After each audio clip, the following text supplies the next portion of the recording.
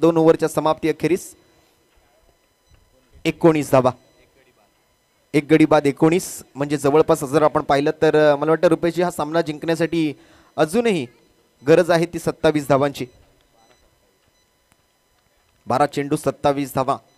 समीकरण मात्र आपण जर पाहिलं तर थोडंसं लांब आहे तसं बघायला गेलं तर, कारण 13.5 धावांचा रिक्वायर्ड रन रेट प्रत्येक ओव्हरमध्ये. इथून पुढे मात्र जर पाहिलं तर कमीत कमी 13 ते 14 धावा घेणं ते गरजेचं असणार आहे RS45 टीमला.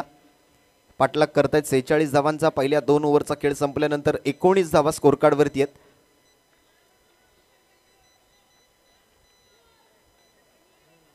आता मात्र काय रणनीती मात्र आजमावतील फलंदाज, कशा पद्धतीने बॅटिंग करतील, कसे फटके खेळतील, कशा धावा घेण्याचा प्रयत्न असेल, काय ठरवलंय, काय माइंडसेट आहे, हे मात्र पाहण्यासाठी जाऊया मैदानाच्या आत. बॉलिंग मार्कवरती यश चेंदवनकर, एक युवा फिरकी गोलंदाज.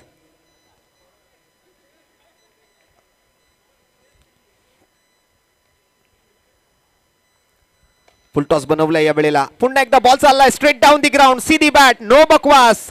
दर्शन शुक्लाच्या बॅट मधून खणखणीत गणेश लीला प्रीमियर लीग चौकार.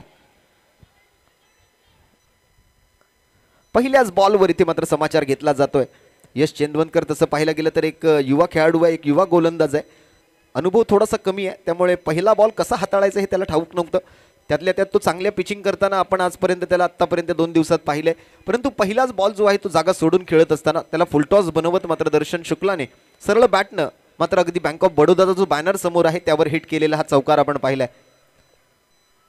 Bank of Baroda welcomes you. चौकारानिशी स्वागत आणि पुन्हा एकदा बॉल जातोय वन बाउन्स, आर पार सीमा पार. मिळतील धावा 4. येतोय आणखीन एक GPL चौकार.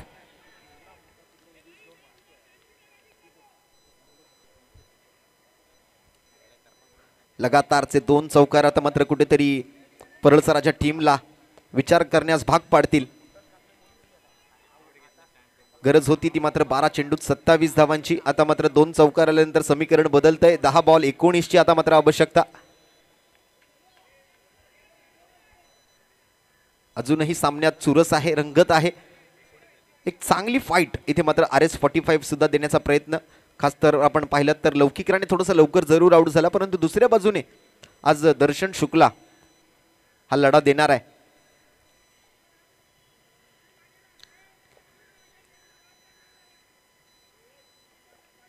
राऊंड विकेटचा अँगल निवडलाय.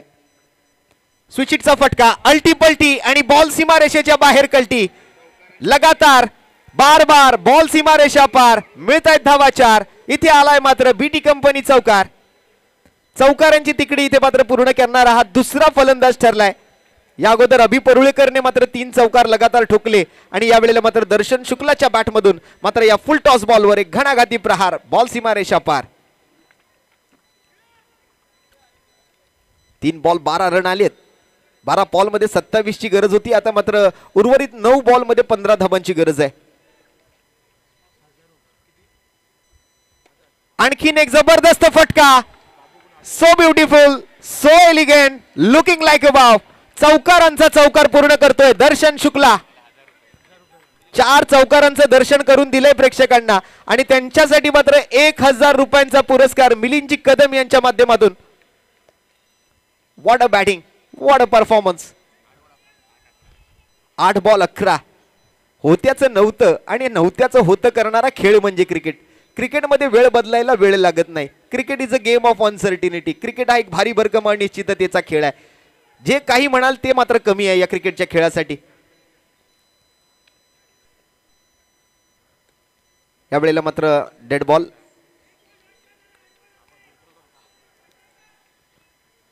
चार चेंडूत 4 चौकार आलेत. काय घडणार, एक वेगळा विक्रम इथे आपल्या नावावर करण्याची संधी आणि पुन्हा एकदा हा 5वा चौकार दर्शन शुक्लाच्या बॅटमधून.